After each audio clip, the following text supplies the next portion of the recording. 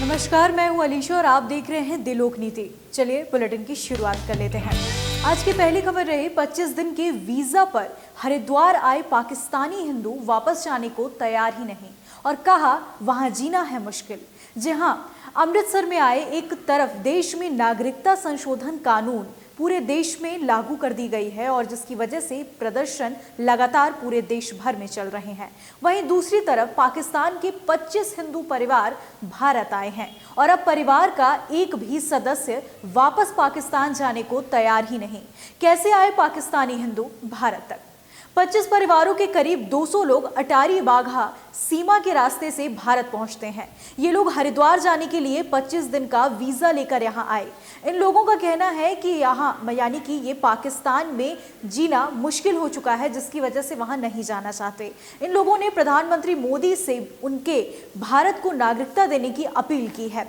आखिर क्यों नहीं जाना चाहते वापस? इन लोगों का कहना है कि वहां बच्चियों को सरेआम उठाकर ले जाने की धमकियां मिलती हैं। अब हम वापस पाकिस्तान नहीं लौटना चाहते हैं। लाली नाम की एक लड़की का कहना है कि अब हम अपने देश में आ गए हैं। पार कर भारत आने वाले अधिकांश यात्री यानी कि पाक से भारत आने वाले ज्यादातर लोग जो हिंदू परिवार हैं, सिंध और कराची क्षेत्र से थे और कई बार वो यहाँ पर आए हैं पलायित होकर।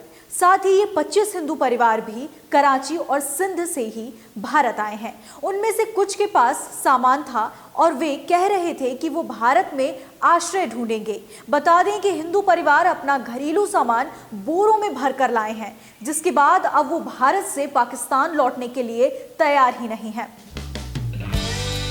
वहीं दूसरी खबर रही, आखिर क्या है पीएफआई संगठन? क्यों किया यूपी पुलिस ने पीएफआई के 108 सदस्यों को गिरफ्तार?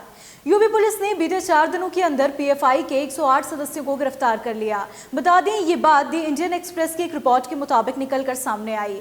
जी हां, आपको बता दें कि दी इंडियन एक्सप्रेस के अनुसार नागरिकता संशोधन कानून के खिलाफ जारी प्रदर्शनों के मद्देनजर यूपी पुलिस ने पीएफआई के 108 सदस्यों को गिरफ्तार किया है, जहां पर ये सभी गिरफ्तारियां बीते 4 दिनों में की गई हैं। उत्तर प्रदेश के अतिरिक्त मुख्य सचिव अविनीश अवस्थी के मुताबिक इससे पहले 25 अन्य लोगों को इसी संबंध में गिरफ्तार किया गया था। क्या कहा अविनीश अवस्थी ने? अविनीश अवस्थी का कहना है कि ये सभी शुरुआत है, हम इस संगठन की जड़ों तक जाएंगे। इनका वित्त मंत्रालय यानी कि इनकी जो वित्तीय स्थिति है, वित्तीय लेन देन है, वो कैसे चलती है और क्या कुछ होता है, इनकी वित्तीय स्थिति में कहां से पैसे आते हैं, इन सब पर हमारी कड़ी नजर होगी और कड़ी निगरानी रखी जाएगी। हम केंद्रीय एजेंसियों के साथ मिलकर काम कर रहे हैं और उनके साथ जानकारियां साझा कर रहे हैं। क्या है पीएफआई संगठन, जान लीजिए। यूपी सरकार का कहना है कि नागरिकता संशोधन कानून के खिलाफ हुए प्रदर्शन के पीछे पीएफआई नाम का संगठन है। बीते महीने यूपी सरकार ने संगठन पर प्रतिबंध लगाने की सिफारिश भी की थी। साथ ही अमर उजाला की एक रिपोर्ट की माने तो देशद्रोह के मामले में गिरफ्तार जेएनयू छात्र शर्जील इमाम पीएफआई के 9 लोगों के संपर्क में थे। रिपोर्ट की माने तो ये सभी लोग मुस्लिम स्टूडेंट ऑफ जेएनयू और मुस्लिम स्टूडेंट ऑफ जामिया के नाम के व्हाट्सएप ग्रुप भी बनाकर रखे हैं, जिसमें सारे बच्चों को उन्होंने जोड़ रखा है। वहीं पुलिस शर्जील इमाम के मोबाइल की जांच कर रही है और इस आधार पर उनके संपर्क में रहे एएमयू के 15 छात्रों की पहचान की गई है। वहीं तीसरी खबर रही, केरल में कोरोना वायरस से प्रभावित 2239 लोगों की हुई है पहचान। सरकार ने किया राज्य आपदा घोषित, जहां केरल में कोरोना ने दस्तक दे दी और अपनी जड़ें भी जमाना शुरू कर दी हैं। आपको बता दें कि द हिंदू अखबार की एक रिपोर्ट के मुताबिक केरल में कोरोना वायरस को राजकीय आपदा घोषित किया गया। अब तक केरल में चीन और कोरोना से प्रभावित अन्य देशों से आए 2239 लोगों की पहचान की गई है और उन पर नजर भी रखी जा रही है। कोई आम बात नहीं, ये सब राजकीय आपदा के अंतर्गत ही आएगा, क्योंकि इतने सारे लोगों की संख्या बेहद ज्यादा है। जैसी स्थिति बन चुकी है उस हिसाब से राजकीय आपदा घोषित करना बिल्कुल जायज बात है। आपको बता दें कि चीन के वुहान शहर से जन्मा कोरोना वायरस, इससे बचने के उपाय अब तक चीन नहीं ढूंढ पाए, तो अगर ये बाकी के देशों में पहुंचता है तो वहां के लोगों का कितना बुरा हाल होगा आप समझ सकते हैं। इसके एंटीडोट का अब तक कुछ भी अता पता नहीं चला है। बता दें कि केरल में किए गए 2239 लोगों से 84 लोग यानी कि 2239 लोगों में 84 लोगों को अस्पताल में भर्ती कराया गया, जबकि अन्य लोगों को घरों में ही अलग थलग रख दिया गया है। सोमवार को केरल में इस वायरस के तीसरे मामले की पुष्टि हुई थी।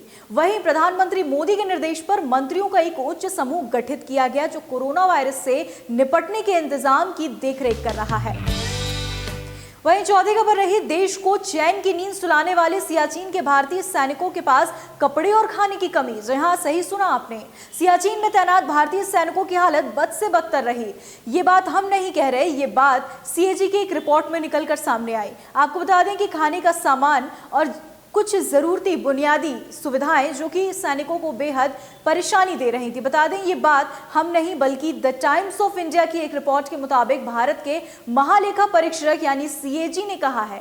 क्या कहा सीएजी ने, चलिए जान लेते हैं। सियाचिन में तैनात भारतीय सैनिकों के पास सर्दियों के लिए विशेष कपड़े और साजो सामान के भंडार में भारी कमी है। सीएजी की रिपोर्ट में कहा गया कि सैनिकों को जरूरत के मुताबिक खाना भी नहीं मिल पा रहा।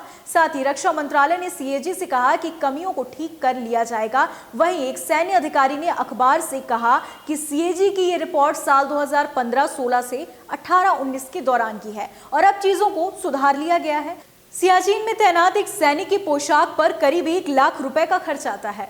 अब अधिकारी क्या बात सही कह रहे हैं और क्या बात झूठ कह रहे हैं, ये अधिकारी ही समझ पाएंगे, या फिर वो सच पर पर्दा डालने की कोशिश कर रहे हैं। कौन सी कमियां हैं और कौन सी कमियां नहीं है, ये बात तो रिपोर्ट में दिखाई ही जा चुकी है। अगर ये बात सच है और खास तौर से अगर रिपोर्ट में कही गई है तो सच ही होगी, तो इस पर गवर्नमेंट को यानी कि सरकार को विशेष तौर पर ध्यान देना चाहिए, क्योंकि सियाचिन में सैनिकों का इन बुनियादी सुविधाओं से दूर रहना बेहद खतरनाक और देश के लिए बुरा साबित हो सकता है।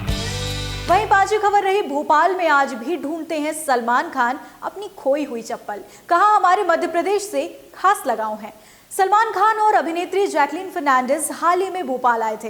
बता दें कि भोपाल में आईफा अवार्ड के तारीखों के ऐलान के लिए आयोजित कार्यक्रम में सलमान खान की वहां से जुड़ी अपनी यादों को ताजा किया। इंदौर में जन्मे सलमान खान ने अपने बचपन की यादों को साझा करते हुए कहा, यहाँ आकर मुझे ऐसा लगता है कि मैं अपने घर के मैदान में बैठा हूँ। बचपन में पिता के साथ जिए यहाँ पर बैठकर मैं जीप में आया करता था और मुंबई से इंदौर आता था और कुछ माह यहाँ रहने के बाद वापस मुंबई लौट जाता था। साथ ही हमारी पैतृक संपत्ति इंदौर में ही तो है। चप्पल खोने के पीछे की कहानी परिवार में काम करने वाले एक तेसू से जुड़ी हुई है। जी आपको बता दें कि परिवार में काम करने वाले तेसू की चप्पल खोने और उसे ढूंढने के किस्से को सलमान खान ने सुनाया। सलमान खान ने अपने घर पर काम करे एक तेसू की चप्पल खोने का जिक्र किया और अपनी इस कहानी को बताया। जी आपको बता दें कि खेत में एक दिन तेसू की चप्पल खो गई। अरबाज और वो दोनों वहां खेल रहे थे। जब तेसू की चप्पल नहीं मिली तो दोनों ने मिलकर गेहूं के ढेर को एक स्थान से दूसरे और फिर वहां से किसी अन्य स्थान पर रख दिया।